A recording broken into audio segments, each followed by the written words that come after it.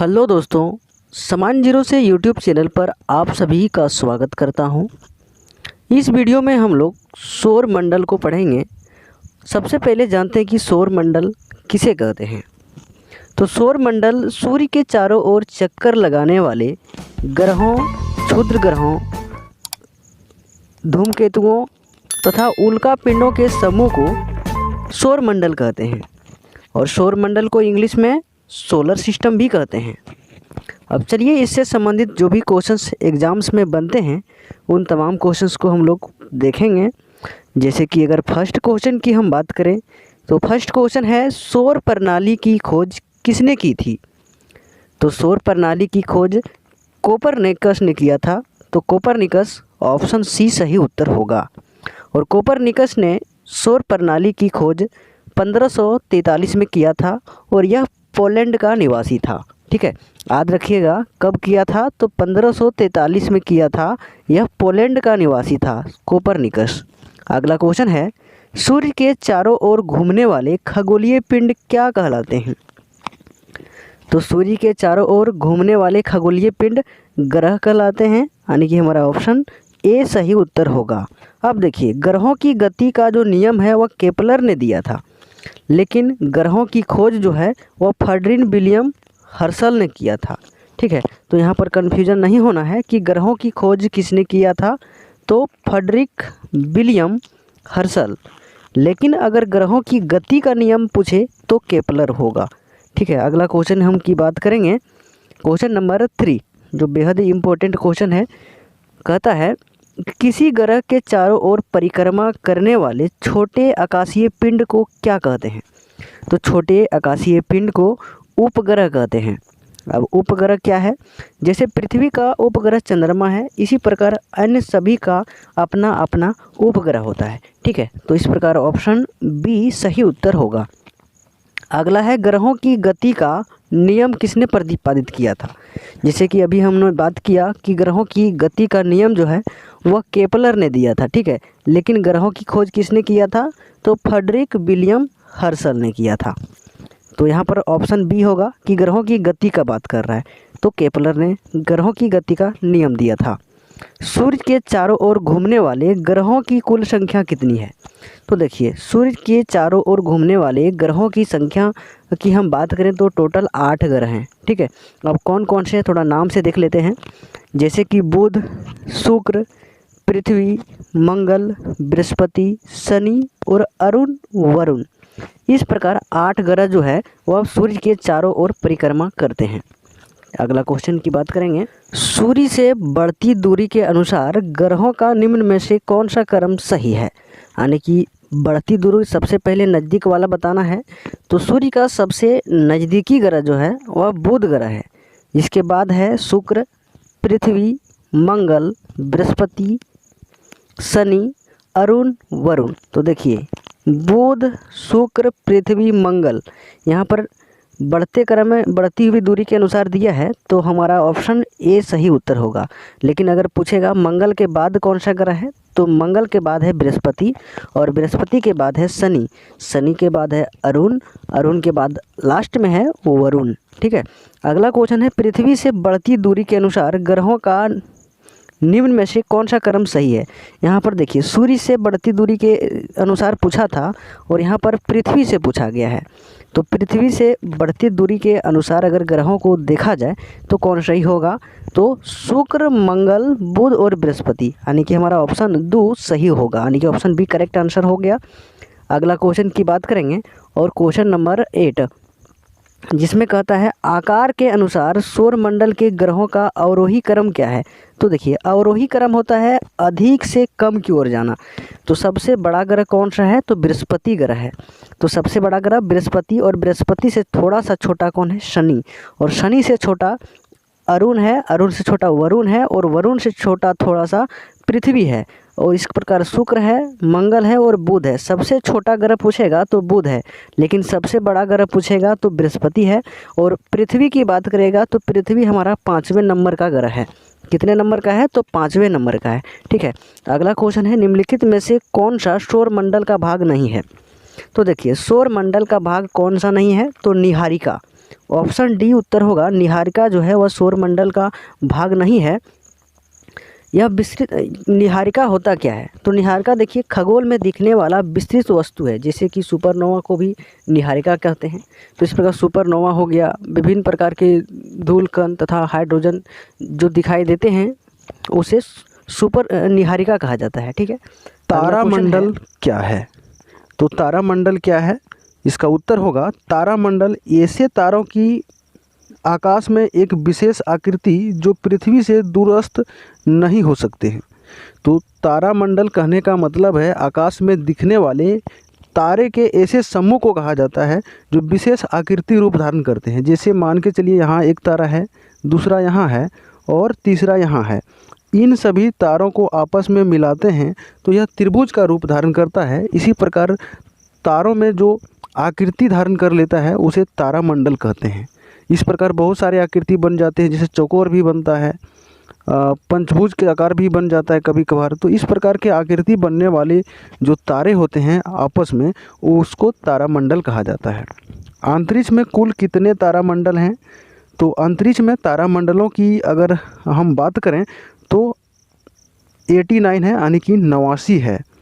ठीक है, अगला क्वेश्चन की बात करेंगे और यह क्वेश्चन बीपीएससी 2001 में पूछा गया भी था। इसमें कहता है निक्स ओलंपिया कोलंपस पर्वत किस ग्रह पर स्थित है? तो यहाँ पर देखिए निक्स ओलंपिया कोलंपस जो पर्वत है वह किस ग्रह में है? तो इसका उत्तर होगा मंगल में है। और यहाँ पर मंगल हमारा ऑप्शन डी हो जाएगा, मंगल ग्रह में है। और अगर इसकी हम ऊंचाई की बात करें तो पृथ्वी में दिखने वाला जो सबसे बड़ा ऊंचाई वाला पर्वत है माउंट एवरेस्ट, उससे 3 गुना ज़्यादा ऊंचा है यह। तो इसका ऑप्शन डी होगा। लेकिन अगर ऊंचाई पूछेगा तो माउंट एवरेस्ट से 3 गुना अधिक ऊंचा है। अगला है पार्थिव ग्रहों की संख्या कितनी है? तो अगर पार्थिव ग्रहों की संख्या की हम बात करें तो 4 हैं, यानी कि हमारा ऑप्शन बी सही उत्तर होगा। अब 4 कौन कौन से हैं? तो पहला है बुध हैं, उसके बाद बुध के बाद शुक्र हैं, उसके बाद पृथ्वी है और पृथ्वी के बाद एक ठो कौन है? तो मंगल है। तो इस प्रकार पार्थिव ग्रहों की संख्या 4 है और इसको आंतरिक ग्रह भी कहा जाता है। पार्थिव ग्रह को आंतरिक ग्रह भी कहा जाता है जिसकी संख्या 4 है, बुध शुक्र पृथ्वी मंगल। अगले क्वेश्चंस की बात करेंगे। बाह्य ग्रह या बृहस्पति सदिश ग्रहों की संख्या कितनी है? तो बाह्य ग्रह या बृहस्पति सदिश ग्रहों की संख्या कितनी है? तो 4 है, यानी कि ऑप्शन हमारा सी होगा, 4 हैं। कौन कौन से हैं? तो इसको भी थोड़ा चर्चा कर लेते हैं। इसमें शनि, अरुण, वरुण और बृहस्पति है। एक तो बृहस्पति खुद है, दूसरा है अरुण, वरुण और शनि। ये चारों को याद रखना है, बृहस्पति सदिश ग्रहों की श्रेणी में आते हैं। अगला क्वेश्चन और क्वेश्चन नंबर 16 की बात करेंगे, जो इम्पोर्टेंट क्वेश्चन है और इनमें कहता है बृहस्पति सदिश ग्रहों में सम्मिलित नहीं है। तो बृहस्पति सदिश ग्रहों में सम्मिलित कौन नहीं है? शनि है, अरुण है, वरुण है और बृहस्पति है, मंगल नहीं है, यानी कि ऑप्शन डी होगा, मंगल ग्रह शामिल नहीं है। अगला है निम्नलिखित में से किन 2 ग्रहों को छोड़कर शेष सभी ग्रह सूर्य के चारों ओर वामावत घूमते हैं? तो इसका उत्तर होगा, यानी कि बायां से घूमते हैं। तो कौन से ग्रह जो हैं बायां से घूमते हैं? तो इसका उत्तर होगा शुक्र और अरुण, यानी कि इसको छोड़कर बाकी सभी क्या है ग्रह वामावत घूमते हैं। ऑप्शन डी सही उत्तर होगा। अगले क्वेश्चंस की बात करेंगे और क्वेश्चन नंबर 18, सौरमंडल का जन्मदाता किसे कहा जाता है? बहुत ही इंपॉर्टेंट क्वेश्चन है और सौरमंडल का जो जन्मदाता कहा जाता है वह सूर्य को कहा जाता है। ऑप्शन ए सही उत्तर होगा, सूर्य। अगला क्वेश्चन है ब्रह्मांड में विस्फोटी तारा कहलाता है। तो ब्रह्मांड में विस्फोटी तारा क्या कहलाता है? अभिनव तारा कहलाता है। ऑप्शन डी सही उत्तर होगा, अभिनव तारा। अगले क्वेश्चंस की बात करेंगे हम लोग और इनमें कहता है वैज्ञानिक जिन्होंने सर्वप्रथम खोज की कि पृथ्वी सूर्य के चारों ओर घूमती है, तो किसने सबसे पहले खोज किया था कि सूर्य के चारों ओर पृथ्वी घूमती है? तो इसका उत्तर होगा कोपरनिकस ने किया था। और कब किया था? मैंने बताया 1543 में किया था, यानी कि ऑप्शन सी हमारा सही उत्तर होगा। ठीक है, अगले क्वेश्चन निम्नलिखित में से कौन सा ग्रह नहीं है जिसे प्राचीन भारतीय ग्रह मानते थे? तो सूर्य ग्रह नहीं है, सूर्य एक तारा है। ऑप्शन ए सही उत्तर होगा, सूर्य एक तारा है जिसे प्राचीन भारतीय ग्रह मानते थे। अगला क्वेश्चन है सूर्य के संगठन में सहायक गैस है। तो सूर्य के संगठन में सहायक कौन कौन से गैस हैं? तो हाइड्रोजन और हीलियम है। ऑप्शन डी इसका उत्तर होगा, हाइड्रोजन और हीलियम। अगर इसमें हम हाइड्रोजन की बात करें तो हाइड्रोजन 75% है, जबकि अगर हीलियम की बात करें तो 25% है। इस प्रकार 75% और 25 कह सकते हैं इसको, दोनों का मिश्रण है सूर्य में। अगला है, सूर्य के मध्य भाग को क्या कहा जाता है? तो सबसे पहले जानते हैं कि सूर्य के कितने भाग होते हैं। तो इसका उत्तर होगा, सूर्य के 3 भाग होते हैं।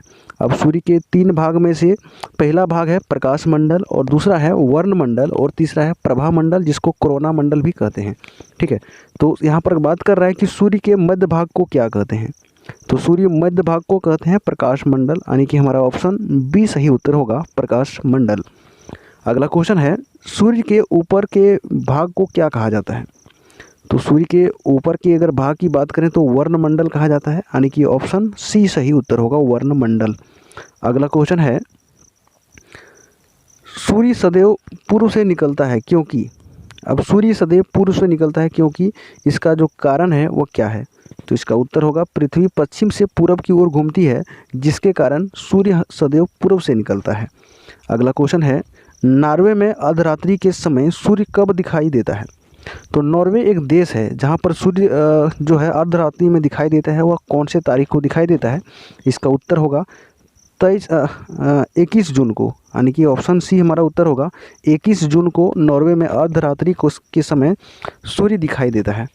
अगला क्वेश्चन है, एक ग्रह की अपने अक्ष में सूर्य से अधिकतम दूरी को क्या कहा जाता है? तो एक ग्रह की अपने अक्ष में सूर्य से अधिकतम जो दूरी होता है उस दूरी को कहते हैं अपसोर, यानी कि ऑप्शन हमारा बी होगा, अपसोर कहा जाता है।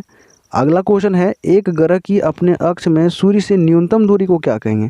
तो यहाँ पर देखिए थोड़ा सा समझने की बात है कि अधिकतम दूरी को जब अपसोर कहे थे तो न्यूनतम दूरी को क्या कह सकते हैं? उपसोर कहेंगे। बिल्कुल, ऑप्शन हमारा ए सही उत्तर होगा। अगला निम्नलिखित में से किनके बीच की औसत दूरी को खगोलीय एकक कहा जाता है?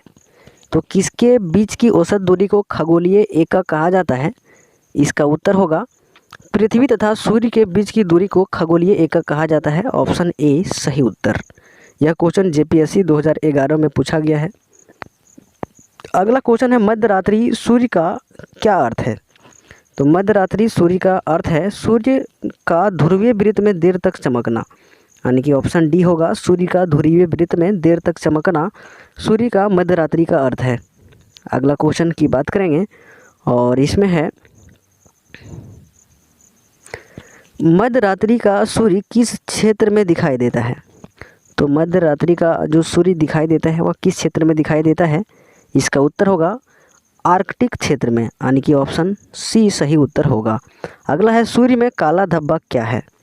तो सूर्य में काला धब्बा क्या है? तो इसका उत्तर होगा, सूर्य में काला धब्बा जो है वह है धब्बे वे स्थान हैं जो प्रकाश उत्सर्जित करने में असमर्थ है, यानी कि जिस स्थान में प्रकाश उत्सर्जित नहीं होते हैं उसे काला धब्बा कहा जाता है, यानी कि ऑप्शन सी हमारा करेक्ट आंसर होगा। अगला क्वेश्चन है, सूर्य के रासायनिक मिश्रण में हाइड्रोजन का प्रतिशत कितना है? तो हाइड्रोजन का प्रतिशत कितना बताए थे, यानी कि 75%, और हीलियम का प्रतिशत जो है वह 25% है। ऑप्शन सी सही उत्तर होगा। अगला क्वेश्चन है, निम्नलिखित में से कौन एक तारा है? तो सबसे इससे पहले हम लोगों ने चर्चा कर चुके हैं कि सूर्य जो है वह एक तारा है, लेकिन प्राचीन भारतीयों ने इसे ग्रह मानते थे, लेकिन बाद में पता चला कि सूर्य एक तारा है। अगला है, सौर पृष्ठ पर लगभग कितना तापमान होता है? तो सौर पृष्ठ पर लगभग 6000 डिग्री सेल्सियस का तापमान होता है, यानी कि ऑप्शन सी करेक्ट आंसर होगा। अगला है, सूर्य की सतह पर हाइड्रोजन के अलावा दूसरा कौन सा तत्व बहुतायत में पाया जाता है? तो हाइड्रोजन के अलावा हीलियम पाया जाता है, यानी कि ऑप्शन ए करेक्ट आंसर होगा।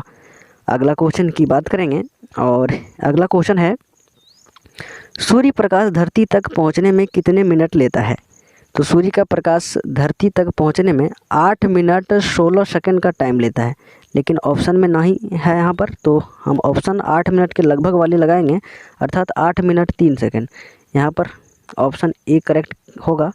लेकिन अगर एक्यूरेट देखा जाए तो सूर्य प्रकाश पृथ्वी तक पहुंचने में यानी कि धरती तक पहुंचने में 8 मिनट 16 सेकंड और 20 सेकंड का समय लेता है। अगला क्वेश्चन है, सूर्य के पास कौन सा ग्रह है? तो सूर्य के पास कौन सा ग्रह है? बुध ग्रह है, यानी कि सूर्य के सबसे निकट कौन सा ग्रह कह सकते हैं? तो सब बुध ग्रह है। और बुध ग्रह को सबसे छोटा ग्रह भी कहा जाता है क्योंकि आकार में यह सबसे छोटा ग्रह है।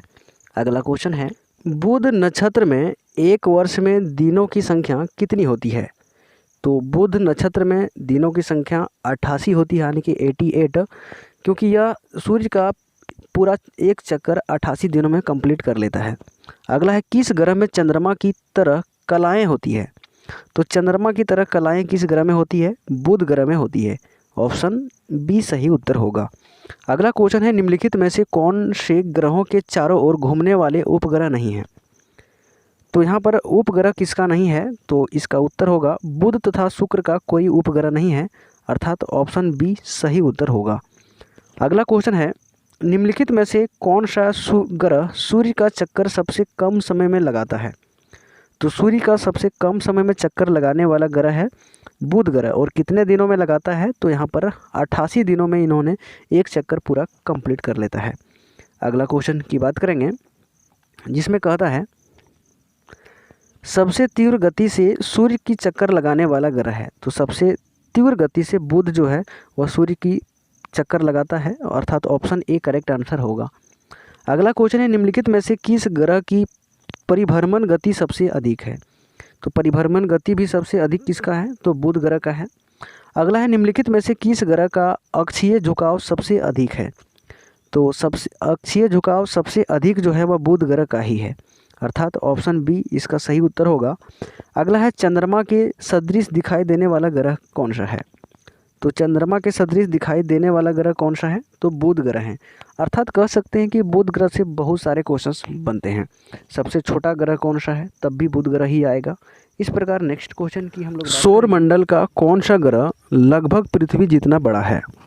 तो सौर मंडल का वह कौन सा ग्रह है जो पृथ्वी के लगभग समान है? तो इसका उत्तर होगा शुक्र ग्रह है। ऑप्शन सी करेक्ट आंसर होगा। और शुक्र ग्रह को मॉर्निंग स्टार, इवनिंग स्टार भी कहा जाता है, तो इसका ऑप्शन सी सही उत्तर होगा। अगला क्वेश्चन है, निम्नलिखित में से किस ग्रह को पृथ्वी की बहन कहा जाता है? बहुत ही इंपॉर्टेंट क्वेश्चन है कि पृथ्वी का बहन किसे कहा जाता है? तो इसका करेक्ट आंसर होगा शुक्र ग्रह को कहा जाता है, अर्थात ऑप्शन बी सही उत्तर होगा। नेक्स्ट क्वेश्चन है, किस ग्रह को शाम का तारा यानी कि इवनिंग स्टार भी कहा जाता है? तो इवनिंग स्टार किसको कहा जाता है? शुक्र ग्रह को ही कहा जाता है, ऑप्शन बी सही उत्तर होगा। सबसे चमकीला ग्रह कौन सा है? तो शुक्र ग्रह सबसे चमकीला ग्रह है, ऑप्शन सी सही उत्तर होगा।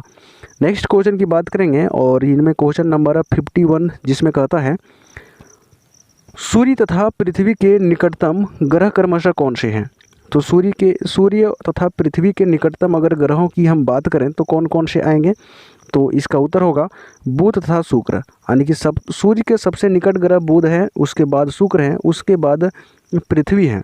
अगर क्रम वाइज देखें तो पृथ्वी तीसरे नंबर पर आता है, लेकिन अगर आकार की स्थिति से देखें तो 5वें नंबर पर आता है। यानी कि कहने का मतलब है कि सूर्य से दूरी के अनुसार अगर देखें तो पृथ्वी तीसरे नंबर पर आता है, जबकि अगर आकार यानी कि बड़ा और छोटा की दृष्टि से देखें तो जो पृथ्वी है वह 5वें नंबर पर आता है। अगला क्वेश्चन की बात करेंगे और इसमें कहता है, यूरोपवासी किस ग्रह की पूजा देवी के रूप में करते थे? तो किस ग्रह की पूजा देवी के रूप में करते थे? इसका करेक्ट आंसर होगा शुक्र ग्रह की पूजा यूरोपवासी देवी के रूप में करते थे, ऑप्शन सी ये करेक्ट आंसर होगा। सौर मंडल का सबसे गर्म ग्रह कौन सा है? तो सौर मंडल का सबसे गर्म ग्रह जो है वह शुक्र ग्रह है, ऑप्शन सी सही उत्तर होगा। अगला क्वेश्चन की ओर चलेंगे और क्वेश्चन नंबर 54, पृथ्वी के सर्वाधिक निकट कौन सा ग्रह है? तो पृथ्वी के सर्वाधिक निकट ग्रह जो है वह बुध ग्रह है, इसके बाद शुक्र है, उसके बाद पृथ्वी है। अगला है, निम्नलिखित में से किस को भोर का तारा यानी कि इवनिंग स्टार के नाम से जाना जाता है? तो शुक्र को इवनिंग स्टार और मॉर्निंग स्टार यानी कि भोर का तारा मॉर्निंग स्टार कहलाएगा, ठीक है। तो मॉर्निंग स्टार और इवनिंग स्टार शुक्र ग्रह को कहा जाता है। अगला क्वेश्चन है, निम्नलिखित ग्रहों में से किसे सौंदर्य का देवता कहा जाता है? तो सौंदर्य का देवता भी शुक्र ग्रह को कहा जाता है, अर्थात ऑप्शन बी उत्तर होगा। अगला क्वेश्चन है सुपरनोवा है, तो सुपरनोवा क्या है? एक मृत प्राय तारा है, यानी कि एक मृत प्राय तारा का कहने का मतलब है एक बूढ़ा तारा जिसे कहते हैं। ठीक है, तो ऑप्शन डी करेक्ट आंसर होगा। अगला उत्तरी ध्रुव की खोज किसने की थी? तो उत्तरी ध्रुव की खोज रॉबर्ट पियरी ने की थी। और रॉबर्ट पियरी की बात करें तो यह अमेरिका का नागरिक था और इसने 1901 में कब किया था? तो 1901 में उत्तरी ध्रुव की खोज किया था। यह अमेरिका का आदमी था यह। ठीक है, अगला क्वेश्चन की बात करेंगे, साउथ पोल पहुंचने वाला प्रथम व्यक्ति कौन था? तो साउथ पोल पहुंचने वाला प्रथम व्यक्ति कौन था? तो नॉर्वे का था। और नॉर्वे का कौन था? तो एम्डनसेन था। तो एम्डनसेन ऑप्शन डी करेक्ट आंसर होगा। अगले क्वेश्चन की बात करेंगे और यह एम्डनसेन जो है वह साउथ पोल पर कब पहुंचा था? तो 1911 में। याद रखिएगा 1911 में यह साउथ पोल पर पहुंचा था, यानी कि ऑप्शन डी करेक्ट आंसर होगा। अगला क्वेश्चन है, पृथ्वी के सबसे निकटतम खगोलीय पिंड है। तो पृथ्वी के सबसे निकटतम खगोलीय पिंड कौन सी है? तो चंद्रमा है, यानी कि ऑप्शन बी सही उत्तर होगा। अगला क्वेश्चन की बात करेंगे, पृथ्वी की आकृति सर्वोत्तम ढंग से किस शब्द से स्पष्ट की जा सकती है? तो पृथ्वी की जो आकृति है वह किसके आकार की है? तो लक्षवद गोलाभ से है, यानी कि ऑप्शन डी कह सकते हैं, लक्षवद गोलाभ से। अगला क्वेश्चन की बात करेंगे और क्वेश्चन नंबर 62 है, जिसमें बहुत सारा इंपॉर्टेंट क्वेश्चन कहता है, पृथ्वी सूर्य के पारित अपनी कक्षा में लगभग किस गति से चक्कर लगाती है? तो किस गति से लगाती है? इसका उत्तर होगा 1 डिग्री प्रतिदिन, यानी कि 1 डिग्री सूर्य जो है पृथ्वी जो है वह सूर्य की चक्कर लगाने में 1 डिग्री घूमती है। अगला है, सूर्य के चारों ओर पृथ्वी के परिभ्रमण की चाल है तो कितनी है? तो इसका उत्तर होगा, सूर्य के चारों ओर पृथ्वी के परिभ्रमण की जो चाल है वह है अधिकतम होती है जब पृथ्वी सूर्य के निकटतम होती है, यानी कि अधिक कब होती है? जब पृथ्वी जो है वह सूर्य के निकट होती है, यानी कि ऑप्शन बी सही उत्तर होगा। अगला है, पृथ्वी के भ्रमण की गति है। तो पृथ्वी की भ्रमण की गति जो है वह 27 किलोमीटर प्रति मिनट, यानी कि 27 से 30 किलोमीटर जो है वह प्रति मिनट होती है। अगला क्वेश्चन है, भूमध्य रेखा पर पृथ्वी का व्यास है लगभग। तो भूमध्य रेखा पर पृथ्वी का अगर हम व्यास की बात करें तो कितना है? तो इसका उत्तर होगा 12,800 किलोमीटर है। लेकिन एक्यूरेट देखा जाए तो पृथ्वी का जो व्यास है भूमध्य रेखा पर वह 12,756 है, जबकि ध्रुवों पर की बात करें तो ध्रुवों पर इसका व्यास जो है वह 12,714 किलोमीटर है। अगला क्वेश्चन है, सूर्य की परिक्रमा के दौरान पृथ्वी सूर्य से अधिकतम दूरी किस महीने में होती है? तो सूर्य की परिक्रमा के दौरान पृथ्वी जो सबसे अधिक दूरी सूर्य से अधिक दूरी पर होती है वह होती है जुलाई महीने में, यानी कि ऑप्शन बी सही उत्तर होगा, जुलाई। अगला क्वेश्चन की बात करें, पृथ्वी की उपसौर स्थिति किस महीने होती है? तो पृथ्वी की उपसौर जो होती है वह होती है जनवरी महीने में। ठीक है, ऑप्शन बी सही उत्तर होगा। और अगला क्वेश्चन है, तारे पूरब से पश्चिम में किस कारण ज़्यादा दिखते हैं? तो तारे जो है वो पूरब से पश्चिम में सबसे अधिक दिखने का कारण है पृथ्वी पश्चिम से पूरब की ओर घूमती है, जिसके कारण तारे जो हैं पूरब की अपेक्षा पश्चिम में अधिक दिखाई देते हैं। अगला क्वेश्चन की बात करेंगे और इसमें है, गुलाब जो है वह पृथ्वी ध्रुवों पर चपटी होती है, यह इस तत्व से स्पष्ट सिद्धांत है। तो किसका सिद्धांत क्या है? तो इसका करेक्ट आंसर होगा, पृथ्वी का भार ध्रुवों पर अधिक तथा विषुवत रेखा पर न्यूनतम होता है, यानी कि ऑप्शन हमारा ए ही सही उत्तर होगा। अगला क्वेश्चन है, पृथ्वी अपने अक्ष पर घूमती है। तो पृथ्वी अपने अक्ष पर किस दिशा में घूमती है? तो इसका उत्तर होगा पश्चिम से पूरब घूमती है, यानी कि ऑप्शन बी सही होगा। और इसी घूर्णन गति के कारण इसी घूर्णन गति के कारण जो है पृथ्वी में दिन और रात होती है, और इस घूर्णन गति को दैनिक गति भी कहा जाता है। यहाँ पर एक सा पॉइंट और नोट कर लेंगे कि पृथ्वी जो है अपने अक्ष पर 66.5 डिग्री झुका हुआ है। कितना है? तो 66.5 डिग्री झुका हुआ है। अगला क्वेश्चन है, आकार की दृष्टि से सौरमंडल में पृथ्वी का कौन सा स्थान है? जिससे कि हम लोगों ने चर्चा किया था कि आकार की दृष्टि से पृथ्वी का जो स्थान है वह 5वां स्थान है। ठीक है, और अगर पहले नंबर की बात करें तो पहला में बृहस्पति है, दूसरा में शनि है, और तीसरा में वरुण है, और चौथा में वरुण है, और 5वें में कौन है? हमारा पृथ्वी है। अगला क्वेश्चन है, किस ग्रह को नीला ग्रह भी कहा जाता है? तो पृथ्वी को नीला ग्रह भी कहा जाता है। और नीला ग्रह क्यों कहा जाता है? क्योंकि इसमें जल की उपस्थिति है। अगला है, पृथ्वी स्थित है। तो पृथ्वी कहाँ पर स्थित है? तो इसका उत्तर होगा, पृथ्वी जो है वह शुक्र एवं मंगल के मध्य में स्थित है, यानी कि ऑप्शन हमारा ए सही उत्तर होगा। अगला क्वेश्चन की बात करेंगे, किस दिन पृथ्वी सूर्य के सबसे निकट होती है? तो पृथ्वी जो सूर्य से सबसे अधिक निकट होती है वह किस दिन होती है? 3 जनवरी को, यानी कि हमारा ऑप्शन डी करेक्ट आंसर होगा। 3 जनवरी को जो पृथ्वी है वह सूर्य के सबसे निकट होती है, लेकिन सबसे अगर दूर की बात करें तो 4 जुलाई को होती है। यानी कि हमारा अगला क्वेश्चन है कि सूर्य जो है, पृथ्वी जो है सूर्य से अधिकतम दूरी पर कब होती है? तो 4 जुलाई को होती है। ऑप्शन डी करेक्ट आंसर होगा। और इस प्रकार अगला क्वेश्चन की हम लोग बात करेंगे, पृथ्वी सूर्य के इर्द गिर्द परिक्रमा करती है लगभग 365.25 दिनों में, यानी कि ऑप्शन हमारा बी सही उत्तर होगा। अगला पृथ्वी की प्राकृतिक उपग्रह है, तो पृथ्वी की प्राकृतिक उपग्रह कौन सा है? तो चंद्रमा है। ऑप्शन सी सही उत्तर होगा। अगला क्वेश्चन है, दिन व रात होने का कारण है, तो पृथ्वी का दैनिक गति के कारण दिन और रात होता है, अर्थात कह सकते हैं कि ऑप्शन ए पृथ्वी का अपने अक्ष पर घूर्णन के कारण दिन और रात होता है, यानी कि ऑप्शन ए सही उत्तर होगा। अगला क्वेश्चन है, सूर्य के अतिरिक्त निकटतम सितारे से पृथ्वी तक पहुंचते हैं, तो जो सितारे हैं प्रकाश पृथ्वी तक पहुंचने में कितना टाइम लगता है इसका? तो इसका उत्तर होगा यानी कि 4.2 वर्ष लगते हैं, यानी कि ऑप्शन हमारा सी करेक्ट आंसर होगा। अगला क्वेश्चन है, सूर्य से पृथ्वी की दूरी कितनी है? तो सूर्य से पृथ्वी की दूरी जो है वह 149.6 मिलियन किलोमीटर है। कहीं कहीं पर इसको 150 दशमलव कुछ देखने को मिलेगा, लेकिन 149.6 मिलियन किलोमीटर है। यह क्वेश्चन MPPCS 2010 में पूछा गया क्वेश्चन है। अगला क्वेश्चन है, अपने अक्ष पर पृथ्वी एक चक्कर कितने समय में पूरा करती है? तो अपने अक्ष पर पृथ्वी एक चक्कर लगाने में 23 घंटे 56 मिनट 4 सेकंड लेती है, यानी कि ऑप्शन बी सही उत्तर होगा। अगला क्वेश्चन है, पृथ्वी पर दिन रात की अवधि समान होती है, तो दिन रात की अवधि जो समान होती है वह भूमध्य रेखा पर होती है, यानी कि ऑप्शन बी सही उत्तर होगा। इक्विनॉक्स का तात्पर्य है वह तिथि जब, तो इक्विनॉक्स का तात्पर्य क्या है? तो वह तिथि है जब दिन और रात समान अवधि के होते हैं। तो इक्विनॉक्स का तात्पर्य क्या है? तो दिन और रात समान अवधि होता है। अगला क्वेश्चन है, दक्षिणी गोलार्ध में सबसे लंबा दिन कब होता है?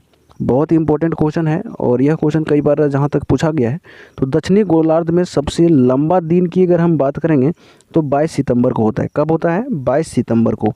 अगला क्वेश्चन है, भूकक्ष तल पर भू अक्ष का झुकाव है, तो जैसे कि हम लोगों ने पहले चर्चा कर दी है कि पृथ्वी का जो झुकाव है कितना है? तो 66.5 डिग्री का झुकाव है, यानी कि डी करेक्ट आंसर होगा। अगला क्वेश्चन है, पृथ्वी के उपग्रहों की संख्या कितनी है? तो पृथ्वी के कुल कितने उपग्रह हैं? तो पृथ्वी के उपग्रहों की अगर हम बात करें तो केवल एक है और उसका नाम क्या है? तो चंद्रमा है। पृथ्वी का एक उपग्रह है चंद्रमा, ठीक है। अगला क्वेश्चन है, 21 जून को दिन का प्रकाश उत्तरी ध्रुव पर दिखाई देता है, तो कितने घंटे दिखाई देते हैं? तो इसका करेक्ट आंसर होगा 24 घंटे दिखाई देते हैं। अगला क्वेश्चन है, पृथ्वी के सबसे निकट स्थित ग्रह है, तो पृथ्वी के सबसे निकट स्थित कौन सा ग्रह है? तो शुक्र है, यानी कि ऑप्शन हमारा बी करेक्ट आंसर होगा। अगला है, दूरी के दृष्टि से तृतीय क्रम में कौन सा ग्रह है? तो दूरी के अनुसार अगर तीसरे स्थान पर देखें तो कौन सा है? तो पृथ्वी है। और आकार के अनुसार देखें तो 5वें नंबर पर पृथ्वी है। अगला क्वेश्चन है और अगला कहता है, पृथ्वी अपने परिक्रमण मार्ग पर परिक्रमा करते हुए अपने अक्ष द्वारा कक्षा तल पर कितने डिग्री का कोण बनाती है? तो कितने डिग्री का कोण बनाती है? इसका करेक्ट आंसर होगा अपने अक्षातल पर 66.5 डिग्री का कोण बनाती है, यानी कि ऑप्शन बी सही उत्तर होगा। अगला है, निम्नलिखित में से किन तिथियों को सूर्य की किरणें विषुवत रेखा पर सीधी पड़ती है? तो विषुवत रेखा पर सीधी कब पड़ती है?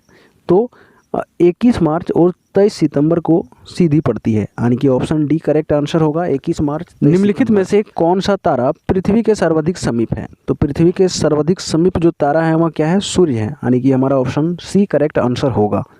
अगला क्वेश्चन है, यह किसने सर्वप्रथम प्रतिपादित किया कि सूर्य हमारे सौरमंडल का केंद्र है? तो यह परिभाषित किया था कोपरनिकस ने। कब किया था? तो 1543 में किया था। ऑप्शन डी करेक्ट आंसर होगा। जब दिन और रात की अवधि बराबर होती है तो सूर्य की किरणें सीधी पड़ती है, तो सीधी कहाँ पर पड़ती है? भूमध्य रेखा पर पड़ती है, यानी कि ऑप्शन जाएगा बी के साथ। अगला क्वेश्चन है और इसमें कहता है, पृथ्वी एवं आंतरिक के बीच वायुमंडल को हटा हुआ माना जाए तो आसमान का रंग कैसा होगा?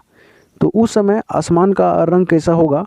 इसका करेक्ट आंसर होगा काला होगा, यानी कि ऑप्शन हमारा डी करेक्ट आंसर होगा। उस समय आसमान का रंग काला होगा। पृथ्वी की परिधि लगभग है, तो पृथ्वी की परिधि की अगर हम बात करें तो इसका परिधि कितना है? तो 40,032 किलोमीटर पृथ्वी की परिधि है, लेकिन कहीं पर आपको 37,561 किलोमीटर भी देखने को मिलेगा, तो इसमें कन्फ्यूजन नहीं होना है। किस तिथि को उत्तरी गोलार्ध में सबसे लंबा दिन होता है? तो उत्तरी गोलार्ध में सबसे लंबा दिन 21 जून को होता है, अर्थात ऑप्शन ए सही उत्तर होगा। अगला क्वेश्चन है, किस तिथि को उत्तरी गोलार्ध में सबसे छोटा दिन होता है? तो उत्तरी गोलार्ध में सबसे छोटा दिन जो होता है वह किस तिथि को होता है? इसका करेक्ट आंसर होगा 22 सितंबर, यानी कि ऑप्शन डी करेक्ट आंसर। अगला क्वेश्चन है, ध्रुवों पर दिन की अवधि होती है, तो 6 माह का होती है, यानी कि ऑप्शन बी सही उत्तर होगा। निम्नलिखित में से किस ग्रह का औसत घनत्व सबसे अधिक है? तो औसत घनत्व जो है सबसे अधिक किसका है? बुध का है, यानी कि ऑप्शन डी करेक्ट आंसर होगा।